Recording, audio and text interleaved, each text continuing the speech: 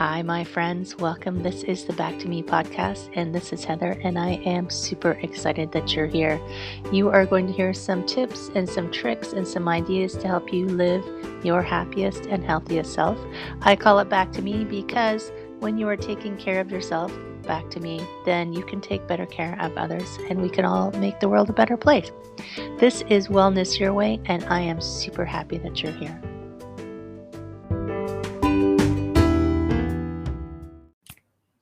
Hello, my friends. How are you doing? I hope you're having an outstanding day. This is Heather. This is a Back to Me podcast. This is my super favorite day of the week because this is when I talk to an awesome person, an awesome celebrity who shares their massive brain power with us to help us be more awesome than we already are. Today is Rebekah Saltzman, and I love that you're a personal organization expert. And I'm going to say it wrong. Balagan, did I say that right? You said it right. Yeah, Balagan be gone. Personal organization. And first, let's tell people what Balagan means. Balagan is the Hebrew word for chaos or disorder. Right? Yes. So you just learned a new language. I just learned a new language. I can say it in Sanskrit, vritti, because I'm a yoga teacher and I know chaos of the brain is vrittis. So that's so cool. And I think I can probably guess, but how did you get pulled into this decluttering world? So when I was in high school, I was a personal shopper. Wow. I worked at the Gap and I had a lot of customers who really loved that I was honest with them about the decisions that they were making in the fitting room. And so I was like, yeah, I'll totally personal shop for you. But then what I realized was I can't buy you stuff if I don't know what you already have. Like, what am I filling in for, right? How can I make you outfits? How can I style you if I don't know what you already have? So I would go to their houses, which in retrospect was kind of dumb for being 16, right? But I did it anyways. You know. And I never told my parents. And I realized that I really preferred sorting through the stuff to the shopping part of things. And so I sort of put that on my side hustle while I was in college and, after college while I was working. It just sort of was like something I did for fun. I helped my friends. And then in 2012, I read this book called Zero Waste Home by Bea Johnson. And I was like, wow, this lady's nuts. And I was like, but wait, maybe she's not so nuts. Maybe having less is actually better. Maybe we can do this. Because we were 5 people living in 2 bedrooms in 900 square feet in New York City. And I was like, this isn't working. So maybe this will work. So I started reading it and I'm like, yeah, this is awesome. And I decluttered a ton of stuff in our life. And I went towards being zero waste. We are definitely not zero waste, but we have reduced our waste significantly. And I realized I make a product in my day-to-day life that doesn't help anybody, really. It's not good for the environment and doesn't leave the world really a better place. So I decided to quit my job after I saw an ad for a couple who was downsizing and needed help, decluttering and figuring out how to organize and manage their move. And when I got that job, I quit my job and I started doing that full time. Even just with one client, I'm like, I love this. I'm going to do it forever. And I would say I'm quite doing it forever, but I've been doing it a long time and I really, really enjoy it. I think the biggest thing for me is what I love most about it is seeing how much better people's lives are after they work with me. And even if we only do a small portion of their home during a session, even clearing out that small portion makes such a huge difference that it just wow, I put something good in the world today and I made the world a better place. And that feels like I'm fulfilling my purpose here. And that made me just feel like a better member of society. That is not the story I thought I was going to hear, but I love it. I thought we were going to talk tablecloths, but it's all right. That's We can just talk it. about that. No, that's okay. But I love the fact it is kind of funny the things we do when we're teenagers. We're like, in retrospect, was that a really smart thing to do? No, But it was so you were stupid. If my kids did it, I'd be so mad. right. But it was just like you saw something that needed to be done, and you're like, okay, let's just make this happen. And and it worked out okay. You lived. So I always tell people, I did this when I was a kid. I don't recommend it, but I lived through it. So Yeah. I mean, also, this was, 25 years ago.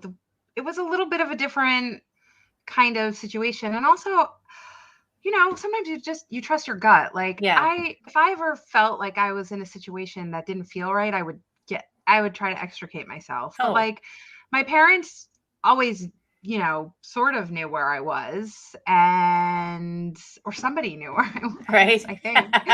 And I just feel like, I don't know, nothing felt like these were people who I had seen over and over and over and over again. And just the situation, I don't know, but it just felt different. Yeah, no, I get you. I mean, and they probably loved the fact that you could just come and help them sort things out. Yeah.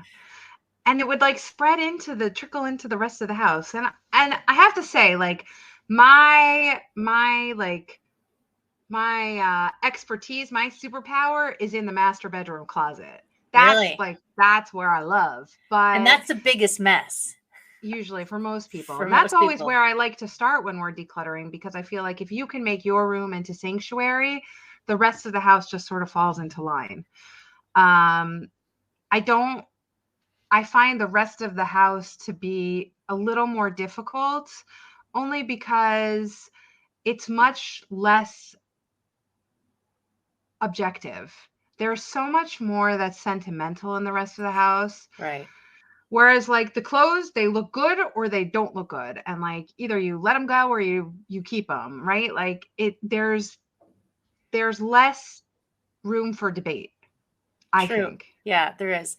And it's interesting. I love the fact that you were like way before the whole Marie Kondo craze. Like all of a sudden everything is, does this bring me joy, decluttering?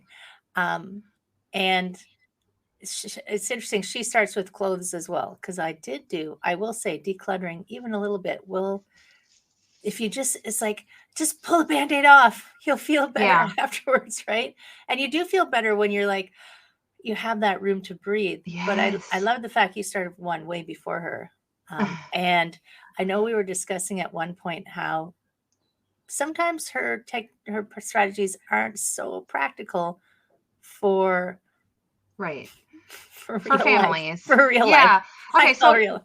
so we have a fundamental difference, she and I, and that is her method is based in Shinto tradition, and my method is based in Jewish tradition. Right. And in Judaism, we have a proverb that says, more possessions, more worry.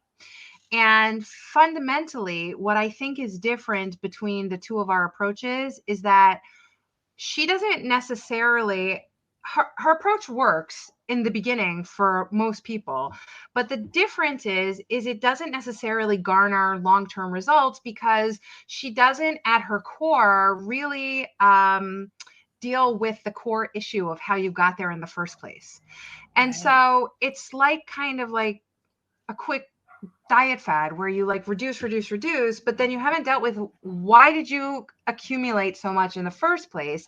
And when you get to the heart of that, which is sort of what I do when I'm working with people, not sort of, I do that when I work with people, is key. And that's really what makes a difference. How did you get here? Why are you accumulating so much stuff? Is it because the message that we're receiving is if you buy more, you'll be happier? Is it because you did retail therapy and you couldn't stop yourself? Is it because you didn't realize all the stuff that was coming in? Maybe you didn't bring it in. Maybe it just happened to come in. Someone passed away or something like that, and you just sort of received it, And then you don't know what to do with it. Exactly, but you feel bad letting go of it, but it's not really yours, so there's a lot of different ways we can accumulate. And the other thing that I felt wasn't so good about her philosophy, or isn't relatable for a lot of people, is that it doesn't I know that she has amended her philosophy now that she has children, but in the beginning, it didn't deal with families. Right. And most of my clients have upward of 3 children. And when you have a family of 6 or 7 or 9 even, there's a lot of things that you have to do to manage. And most people, when they have kids, they're not saving for like the next baby, let's say. Right. But with most of my clients, they have so many kids, they're definitely saving the clothes in between the kids. And so when you have like, a 10-year-old boy and a 7-year-old boy and a 4-year-old boy, and there's some girls sprinkled in between, someone's always not using the clothes. There is a lot of stuff, but it doesn't make sense to let it go when the next kid is going to need it, right? Because you already paid for it, so you might as well get your money's worth. Right. And so these are the kinds of challenges that my clients are dealing with. And more than that, it's how do you even just practically manage your time when you're dealing with that many people so that everything doesn't become a balagan, everything isn't a big cluttered mess all the time. And the difference is I find that with my method, I force my clients to determine if something that they're going to keep is worthy of a piece of real estate in their home. Right. In other words, if you can't find a place for it to live, then it has no business staying in your house. If you don't value it enough to give it a space on the shelf or a space somewhere that's not just moving from place to place, you shouldn't be keeping it. It's not important enough to you. Right. And that doesn't mean, like, I know people whose basements are so full that they can't get into them. That doesn't mean you can just jam it all down into the basement, right? Well, the thing is when you do that, you can't find what you want when you want it, if you even remember that you have it at all. Oh my gosh, right? And the point in doing decluttering and organization is to be able to quickly find what you need when you need it. Does that mean that I never misplace my keys? No, because life happens, right? Like, I'm not saying I'm perfect or that the system is, flawless. I'm just saying that it makes life easier. And certainly when you know where something's supposed to be, like, let's say I come in and I drop my keys on the side table. Well, if my kids saw them and, they would know that I keep them in my purse, right?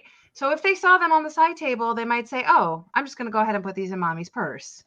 And I might go to look on the side table, but in reality, I'll know that they belong in my purse, and that will be the next place I check, right? Because that's where they go. So the same thing with my kids. Like, the kids know when they come home, their backpacks go on the bench next to the door and their shoes need to be lined up, right?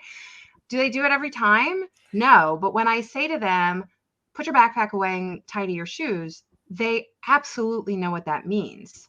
Right. And that's huge. Because involving the family in that, because I can remember we had 4 kids. We didn't have that level of organization. I'm scared to tell you what it's like. You can never find anything. Stuff is everywhere. Oh my gosh, my poor mom. Yeah, but who wants to live that way? It's right? it's not good to have. It doesn't feel good, and it's not healthy to have your cortisol raised all the time. And sometimes be stressed out. Like, even with 2 people. So I know for me, stuff, the levels of clutter go up and down depending on what's going on. But I know I've come to realize that piles of things that I don't know what to do with, even visually, cause me distress. Yes. Even on a subconscious level. And like, why am I in a bad mood? It's like, oh, I've come to realize it's because there's piles of things I don't know what to do with. It's like... So someone gave me a bag to give to. So when I was visiting my father, my mother's very good friend, my mother passed away. My mother's very good friend came to see me, and she said, would you mind taking this bag back to Israel with you to give to my sister? And I said, sure, because it's very expensive to ship things here. And I had room in my suitcase, of course. So I haven't yet had a chance to connect with her about scheduling a time, and it's sitting on my table and it's driving me bonkers because I'm like looking at something that doesn't even belong to me, and I'm like, oh, please come and pick up your stuff. It's so true. I always have a big bag. I always have a big bag of things that I'm sending to the Goodwill or the Salvation Army or something. Yeah. And I know that it's there so that I can drop stuff in it, but it still bugs me. Yes, it's there, me too. right? It's so funny. And I think sometimes we don't realize how much mental real estate it does take up. One, when you just have a lot of stuff and there's no way to keep track of all of your stuff, but at least if you know approximately where to find it, that's super helpful. And yes, clearing some space. Do you need? I know Marie Kondo's like, does it spark joy? Well, at some point, it can spark joy in my memory. Yeah, I don't need to keep it, right? Because if I kept everything that sparked joy, I'd have all my toys from when I was a kid still. Right. So I think the question isn't necessarily so much, does it spark joy, as much as, is this a necessary item for me to keep in my day-to-day life? Like, even with sentimental things, I look at them and I'm saying to myself, like, okay, if you want to keep this, then if it's important to you, put it somewhere where you will see it. Don't just leave it in a box. I mean, yes, there are things that we keep in a box, like our letters or whatever like that. Right. But like really things that I'm keeping for the sentimental value, like actual objects, they're in use. Like my mom passed away and I took a couple of her dresses. I don't leave them in a box.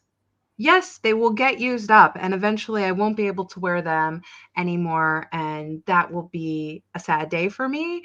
But the truth is what I needed most was to be wearing those things and using those things to push me through the grief. Because when I wore them, I thought of her and I remembered her. And when you use the things that you have, first of all, what is the point of having things that we are not using?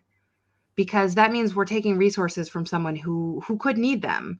Right. Like when we hoard things that we're not using or don't need, they serve no purpose. There's that funny, and I might do this just in case kind of thing, right? And I think that comes a bit from like a sense of lack somehow. It's like, what if I need this at some point? Even if why do you have 100 pencils? You don't need 100 pencils unless you have 10 glad kids. You said that. No, I'm really glad you said that, because a lot of people are like, well, this might come in handy. Right? So I always say to people, if you make space, first of all, my core belief is if God gave it to you once and you're not using it now, that means the blessing that he blessed you with is over. Like, now pass your blessing on to someone else.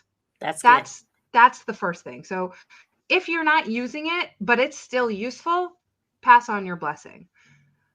If you are interested in having something new come into your life, whatever it is, a new baby, a new partner, a new best friend, a new car, a new amount of money, whatever it is, you have to make space for new and better things to come to your life. You have to make space for abundance to come to you. If you are holding on to old things, new blessing can't come to you. Right. So my feeling is always pass your blessing on to someone else to make room for abundance to come into your life. And it works. And what I often find is that when people let go of things, they find significant amounts of money. Right. It's so funny. I was doing a decluttering exercise one day, and this seemed completely insane to me. This woman said, just declutter your desk. And I have piles of scrap paper and things. So I'm decluttering. In the pile of scrap paper, I found an envelope with $100 in it. I'm like, how is this even possible?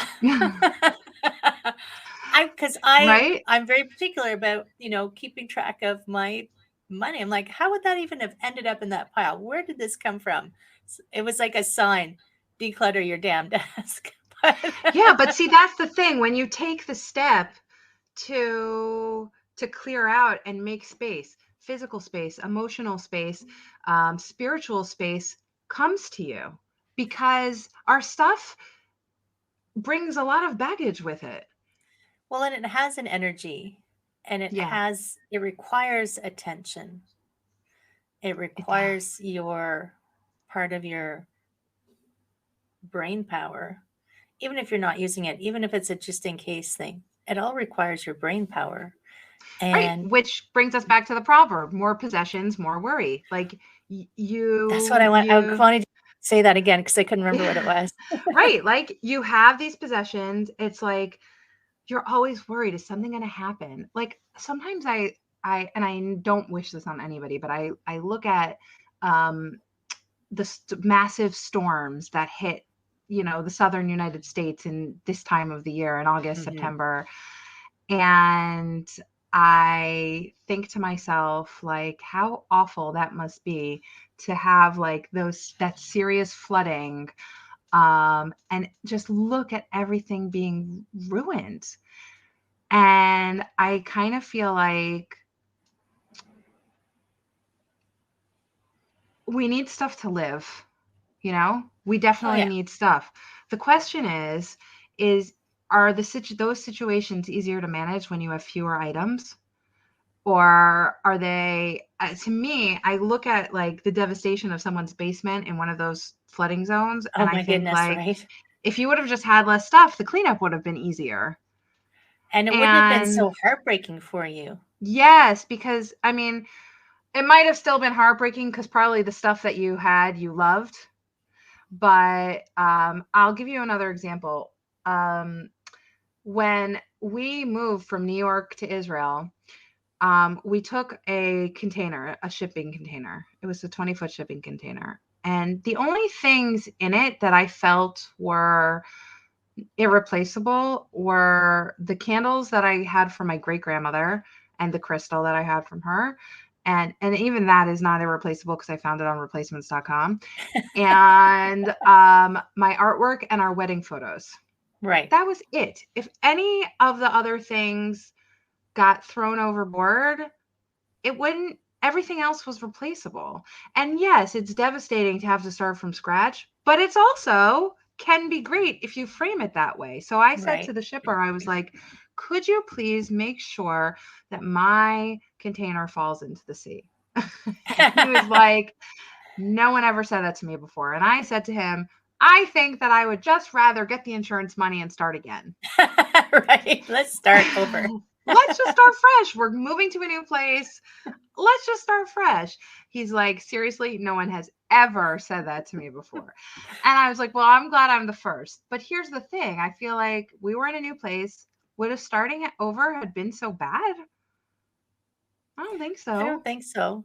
We were And starting over anyways. yeah, and even just moving. So I've moved several times, and I've always felt like when I moved, because it requires you to touch all of your possessions, you look at them and go, why do I still have this? Or this has been a box since the last time I moved. But instead of making that question and doing something about it, you just pack it and move it again. Yeah. And you're And like, I'll deal with it when I get there. right? But you won't, because you'll be trying to settle in and unpack, and you'll just stick it in a spot again. And I know that people who've, like, especially with parents right now. So I know my in-laws, when they moved out of their home, due to illness and just getting on, it took 3 months because they had been in their home for so long. Yeah. And not that they weren't hoarders at all, but it's also you don't know what their wishes are. It's like, what do I do with all this stuff? But it just, even if you decide that you're not going to keep anything, just taking it out and boxing it up and schlepping it to the car to take to the Goodwill, it takes a long time. It Like, does. I'm a professional, okay? And when I clean out my parents' house, I mean, my dad's still living, thank God. but I was cleaning out my mother's stuff, and she had spread out over all 4 rooms, but I was just cleaning out all the extra bedrooms anyways. It literally took me and my daughter a week just to do the 4 bedrooms, and I'm a pro, and I had an assistant, right? Like, it just takes time. You got to take it off the hanger and pack it up and then drag it all out and drive it over. I mean, the people at Goodwill knew us because every time I went there every day, literally with minivans full of garbage bags to give them of clothes that, had accumulated over the years. And like, to be honest, in total, I think I've spent almost a month on the house and it's still not finished. Now, it is a little bit more difficult because my dad's still living there. So you have to sort of work around what he wants. But like, still, I mean, she isn't alive, and like, we could give away anything and everything. And like, it still took that significant amount of time. Yeah. And that's a lot of stuff, Have you heard of the book Swedish Death Cleansing? Yes, I have. Yes, of course you have. And so I mention it sometimes to my parents. Dad, if you're listening. Because it's like, what I think the premise is, don't download your inability to get rid of things to the people who are going to clean up after you, kind of thing. So I have a lot of 60 plus in my decluttering group. And I always say to them, I'm like, you're doing a kindness to your children by living with just the things you need right now. I'm not saying live with nothing. You don't even need to be minimalist. You don't even need to be a minimalist, but you don't need to keep everything that you keep. And it's a big kindness. And I used to have this discussion with my mother, and she would say to me, well, you can do it when I die. And I was like, thanks. And she's like, because I'll be dead and I won't know. Like, thanks so Mom. And it did take you that long, right? It's just like, thanks for the gift. That's not what I wanted from the inheritance. Exactly. And but especially when you're grieving, it's hard. It makes it harder. It's very hard. So it's, if you can make it easier on your children or your next of kin, I feel like do it. They will appreciate you. And to me, that's like, it's just a final blessing you can give to your next of kin, where, they can look at you fondly and with relief. I know my husband, one of his uncles, I think he was an engineer. He had a binder on his shelf that when he passed away, you just opened the binder, you made a phone call, and everything was taken care of. That would be awesome. He had prearranged every detail of everything. Like, wow. Everything that was going to happen, it all just, because he was a planner, I guess. And it's like, wow, imagine that gift, Mom. Yeah. So the truth is like, with my mom, we knew, she had stage 4 cancer. So we knew the end was near. And we had talked about her end of life wishes.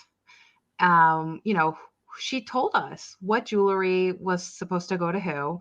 And she told us, where things were. I mean, not everything. There were things that we forgot. But now I said to my dad, I'm like, listen, I really want to have this discussion with you. And we talk about it a lot because, I want to respect his wishes.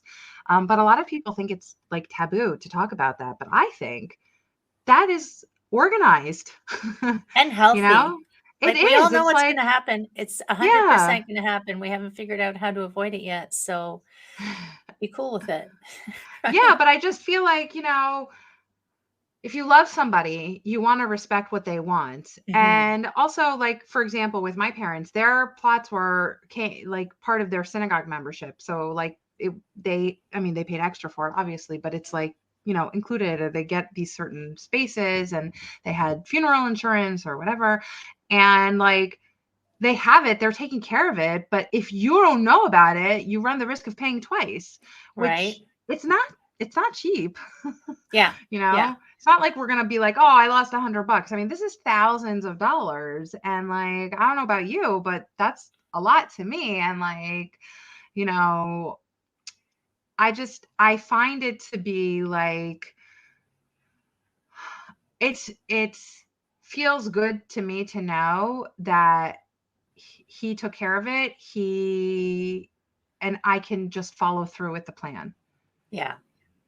And you don't want to, I mean, I don't want to make decisions. You can't make decisions with a clear head when you're trying to grieve. Yeah, Right. it's true. Right. There's just too many other things going on. Not that I thought Actually, decluttering was going to go to death, but who? But I'll just say something that's really excellent about the Jewish religion. And there is a time between when a person dies. Okay, so a mourner in Judaism is officially someone who lost either one of their parents, their father, their mother, their sister, their brother, their spouse, or either a son or a daughter. So you can go into mourning for 7 people.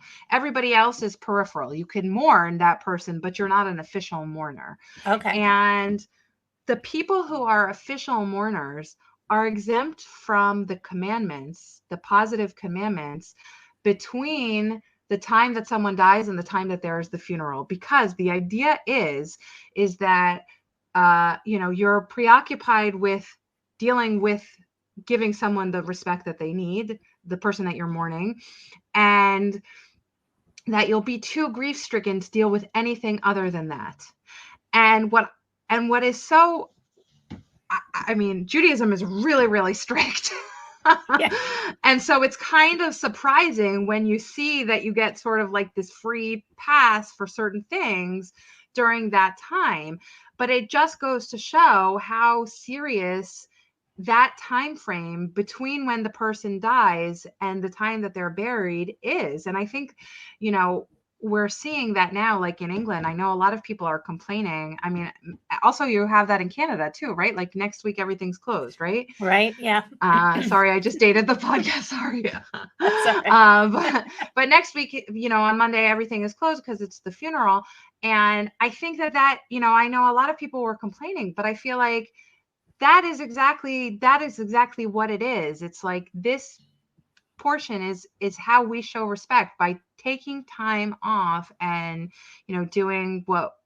organizing what we need to organize in this time. And I mean, to me, that's just really an amazing amount of sensitivity. And I mean, it's like, I the Queen is like an epic example because she's like such an icon. She's around for so long, and everybody has mixed feelings about it. But you got to respect someone like they did, who held their office for that long, and they never really varied from their, yes, they were true she to never themselves complained. the whole time. And she never complained, and she worked till the very last day. Right. And so it's like, give her her due. And yes, we're going to just pause for that day and say, give her her due. And I think it's so interesting. You're like, that's like, yes, we're I'll say it wrong. Judaism. I don't know why I can't get my tongue around it, but it's so strict. Except here, you can we'll let you off the hook for this little piece of time, which is profoundly telling of that time, right? Not everything. Some things. I mean, we have positive commandments and negative commandments in Judaism. So all the positive ones are, you're exempt from, like making blessings and things like that, because the idea is just that you're sidetracked. But I don't want to give it like, so you're still not allowed to go out and murder someone, right? Exactly. Good. Exactly. It's just like, okay, but you don't have to go to prayers. Okay. And the first book you talked about, because I'm fascinated, was called Zero Waste Home. Zero Waste Home by Bea Johnson. Because that's, I'm in that world and I'm like, how come I never heard of that one? Oh, it's a great book. And she really lays it out, like how to really reduce. And you probably have seen her. She's the lady. There's 2 like main ladies. There's her, and then there's Lauren Singer, and she's Trashes for Tossers. Oh, right. And they both have like just a mason jar of trash. Yes. Okay. That's so good. Yeah. My brain is going all over the place, but I'm going to rein it in. It's okay, Heather. Pull it in. You got this. Yeah, I got it. And I know you mentioned it briefly. So you help people through, do you do one-on-one? Or is it all membership? So, I mean, I don't really like the one-on-one model. You can only Anymore. reach so many people. Yeah. I thought about it, and I feel like I didn't want to.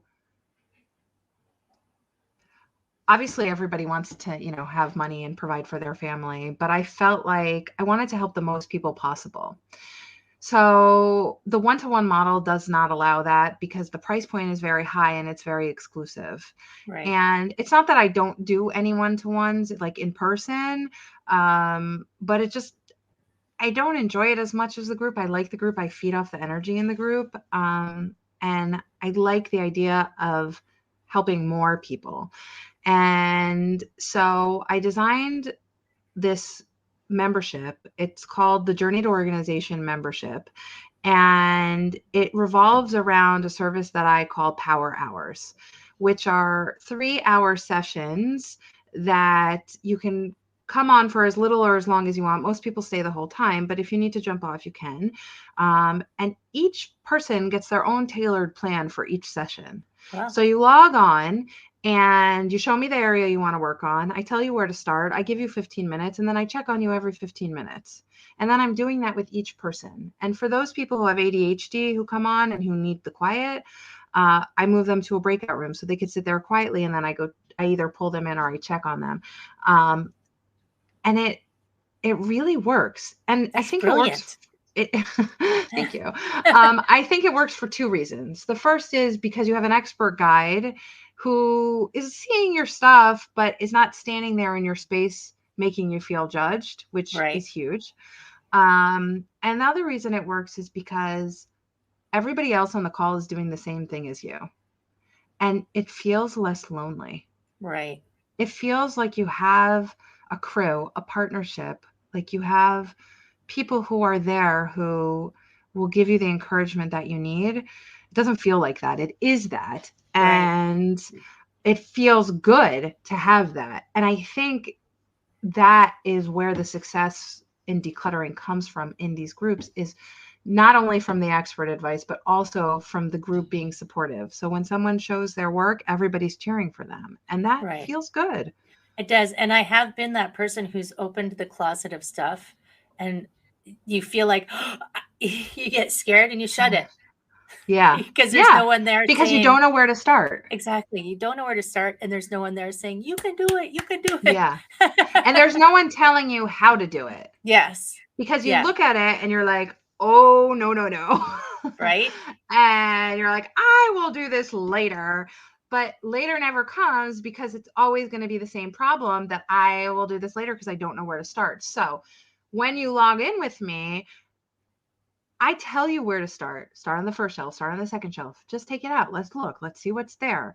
Right. And I walk you through it. And then you tell me what's there. And I tell you how to sort it and how to organize it. And I make suggestions about boxes or bins or whatever it is that you need to organize it. But what I find is 75% of the time, somebody already has an appropriate sorter for that space, or they've gotten rid of so much stuff that they don't even need to purchase anything else because the rest of the stuff just sort of sits in the space nicely. Nice. That's amazing. That sounds so cool. I'm very excited. It's such a great, it's just such a great place to be. I'm so happy when I'm in a power hour. Right. And my kids know, they're like, Mommy, you're doing power hours now? And I'm like, yes. They're like, time for the power hour. And they know to be quiet. They know. And we have a super special thing for everybody listening, right? So you are being super generous, and we'll do a giveaway. Yes, we're doing a giveaway. For one person to have silver membership, which is 2 power hours per month, plus all the other benefits of membership.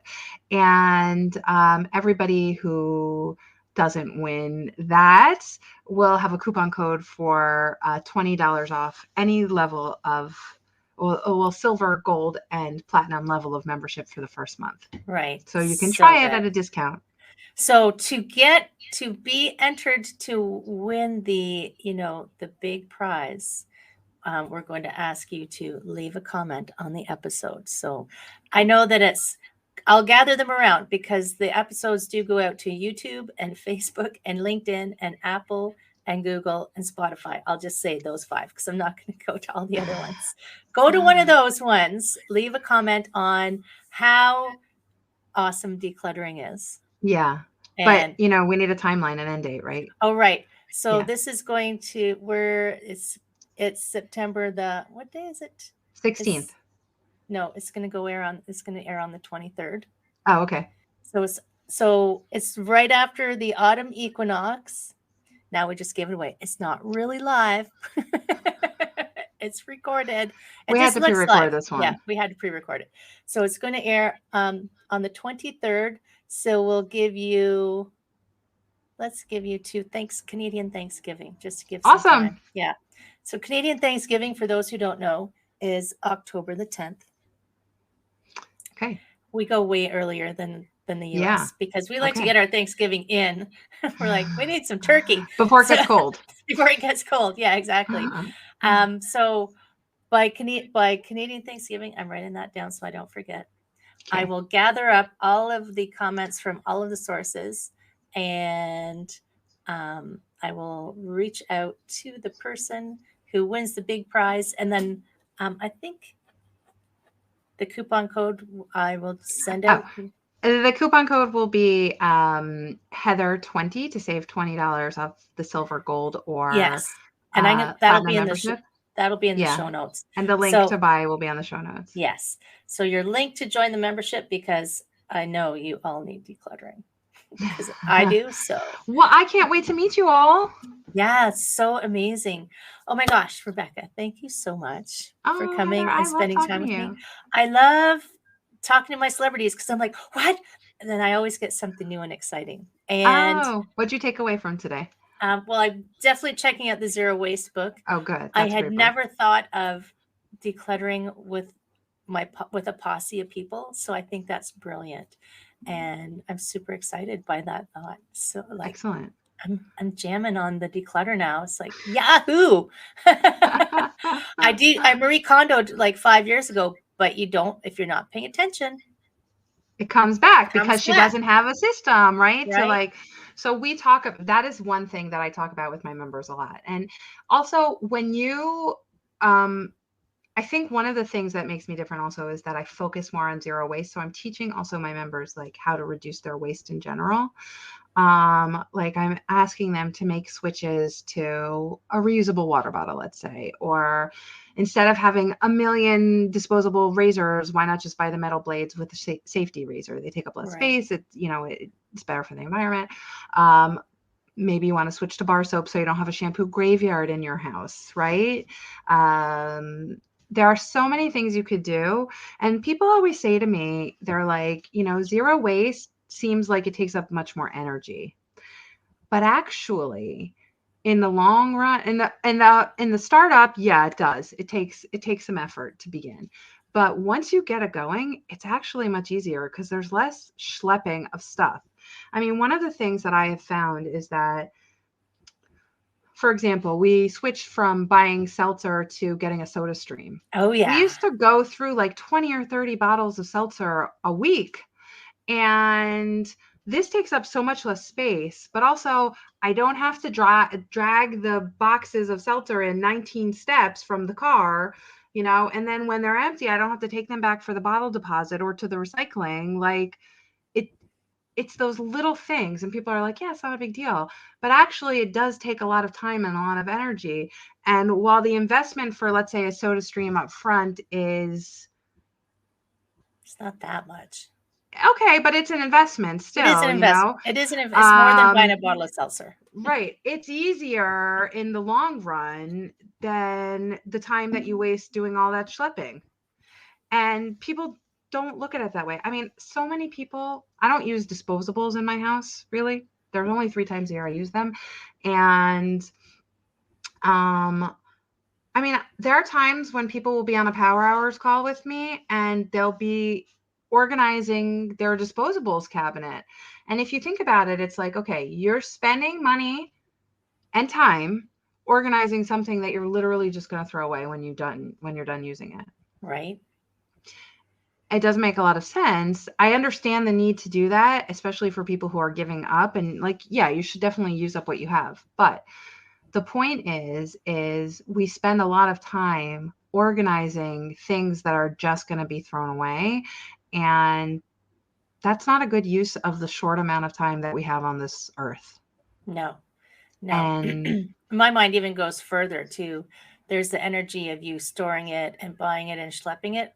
But beyond that, there's the energy it took to create it and then to repurpose, recycle it. Like it's like larger than just that. My mind goes even bigger. Yes, I go to that bigger place too, but most people don't. Right. And that's fine. You know, I'm not asking you to, like, it bothers me that manufacturers are not more responsible for the products that they're putting into the world, and they should be, but that's a whole nother episode. Yes. Oh my God. That's a completely we could be different here discussion. all day. Yes, I told you that when we started. I could talk to you all day.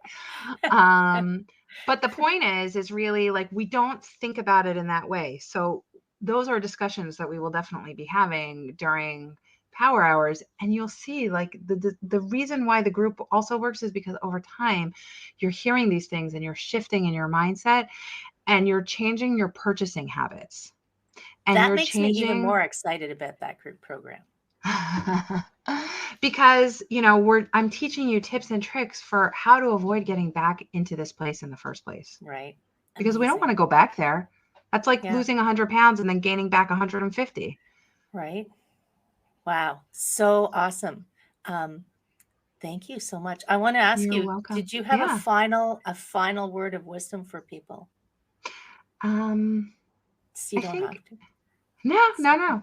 I think if you don't take away anything else from today, I feel like as long as you can take away that if you have a clutter problem, that doesn't make you a bad person, and there is no judgment. But if you do have a problem, the only way to get out of it really is with some help.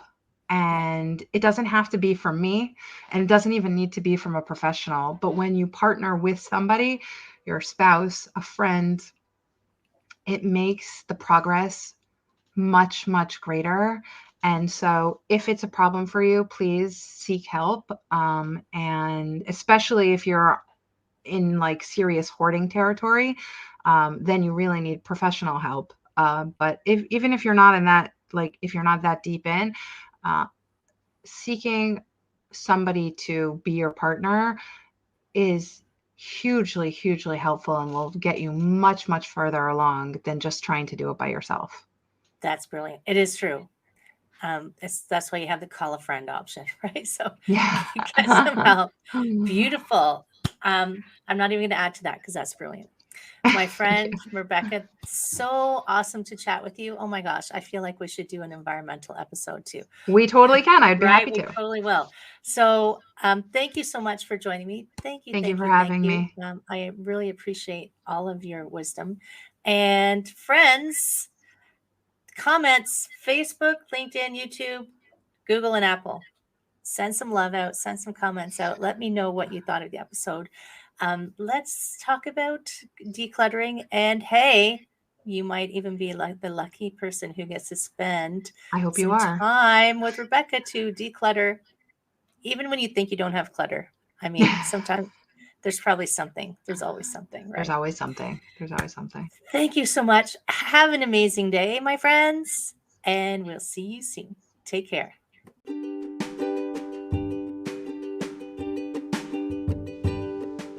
Hi, my friend. Thanks so much for listening to this entire podcast. If you found it useful and you're like me and you like helping others, please feel free to share this. Just give it a like, give it a comment. If you found something useful in it, there's a chance that someone else will find something useful as well. Also, if you have any questions at all, I can absolutely help, and I would love to help. You can email me at heather@prosperityflowcoaching.com.